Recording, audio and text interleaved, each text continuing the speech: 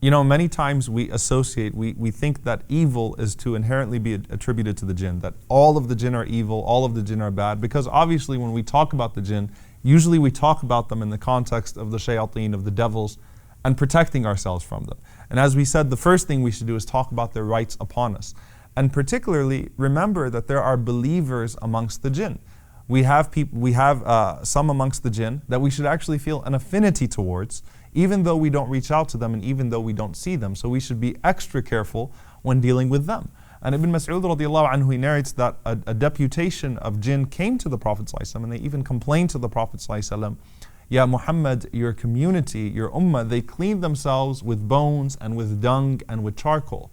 And they said, وَإِنَّ اللَّهَ جَعْلَ لَنَا فِيهَا رِزْقًا, that Allah subhanahu wa ta'ala placed sustenance for us in those things. So, so this is harming us because we're not able to use those things. Now, obviously, cleaning themselves here means after using the restroom. They didn't have toilet paper back then, so they would basically use whatever was dry and whatever was hard to clean themselves.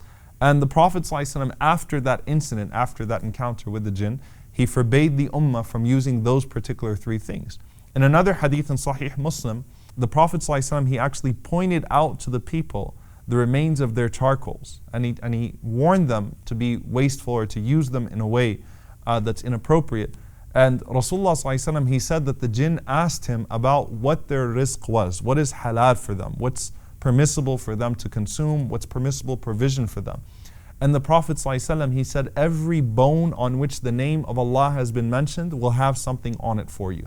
So for us, our halal food is that which has been slaughtered in the name of Allah subhanahu wa ta'ala. For them, the bones that have had the name of Allah mentioned upon them. So when you eat and you mention the name of Allah upon your food, you're actually, you might be doing sadaqah without even realizing it, because the jinn would consume it after you. And the Prophet ﷺ said, and the droppings are for your animals. So when he said your animals, he means the animals amongst the jinn. And as we said, it's established that the jinn have animals amongst them. And it's interesting because the Prophet ﷺ, he actually mentioned to the Sahaba that this is for, to leave these things, to not use these things to clean yourselves. He says, فَإِنَّهُ زَادُ إِخْوَانِكُم مِّنَ الْجِنِّ. These are the provisions for your brothers from the jinn. So he's even saying, إِخْوَانِكُم مِّنَ الْجِنِّ. And it's important for us to remember that, again, they are believers, and as they are believers, they are brothers and sisters to us, and we wish well for them. And when we say ibadillah as-salihin, the righteous, when we make dua for them in our prayers, we're including them as well. And even when the Prophet ﷺ, sometimes he made this distinction very clear, even in Ramadan. Recognize that there are jinn that are fasting in Ramadan as well. There are jinn that have their iftar and so on and so forth. And so the Prophet ﷺ said, صُفِّدَتِ الشَّيَاطِينَ وَمَرَدَتُ الْجِنِّ, that when Ramadan comes, the shayateen are chained away, and the evil ones amongst the jinn. Okay, the believing jinn are fasting just like us. When Surah An-Najm was revealed, the very famous incident where everyone made sujood, as Surah An-Najm was being recited, the Prophet ﷺ mentioned that every human being, pagan or believer, and every jinn, pagan or believer, as they heard Surah An-Najm recited at that time, they all fell in sujood. The Prophet ﷺ, he also said to us to raise our voices in adhan, because he said every human being and every jinn and every rock and every tree that hears that adhan will testify for you on the Day of Judgment. And some of the ulama, they said even the disbelievers would testify for you on the Day of Judgment, the most wicked of humans and jinn. Why? Because this was a means of conveyance of the message to them.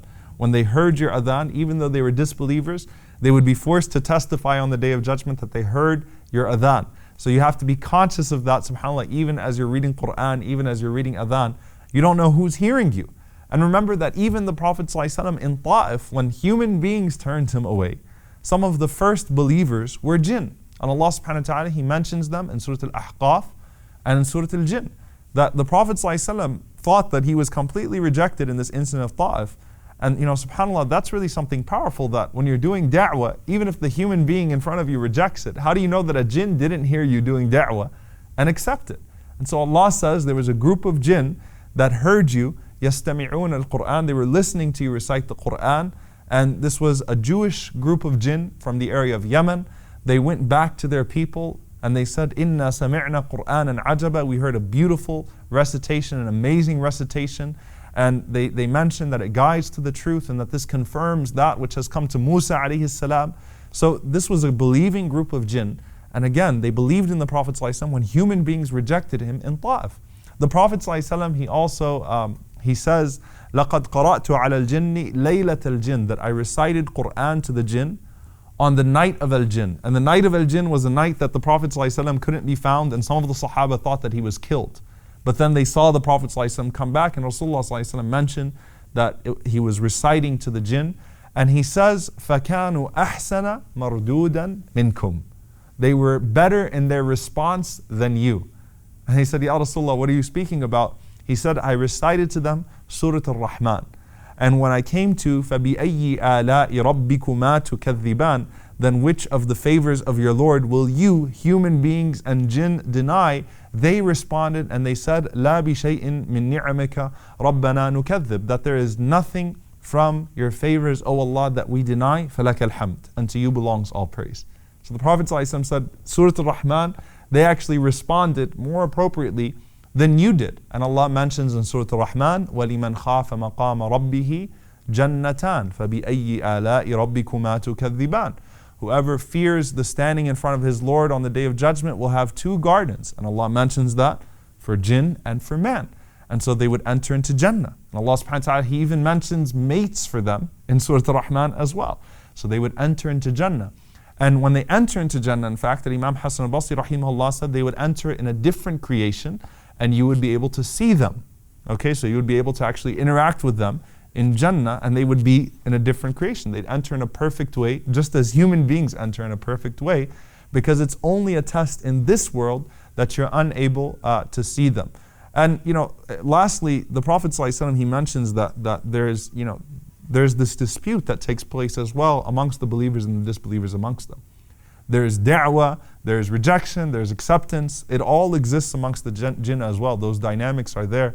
And Allah subhanahu wa ta'ala in fact revealed an ayah particularly about a dispute that took place amongst the jinn that we didn't have access to except through this verse of the Quran.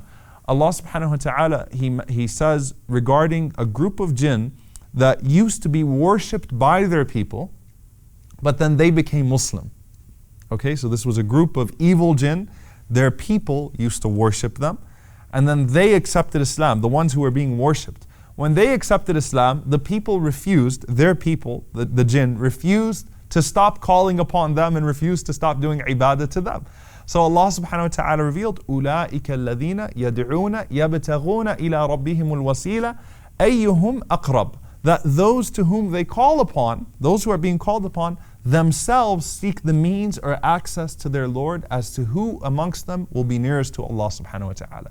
So subhanAllah, there's da'wah, there's rejection, there's acceptance, and you never know who's listening to you and you never know who's hearing you out as you do da'wah, and you never know who amongst your brothers and your sisters from the jinn you are benefiting with your good actions, and you never know, they might testify for you on the Day of Judgment and you might just meet them in Jannah.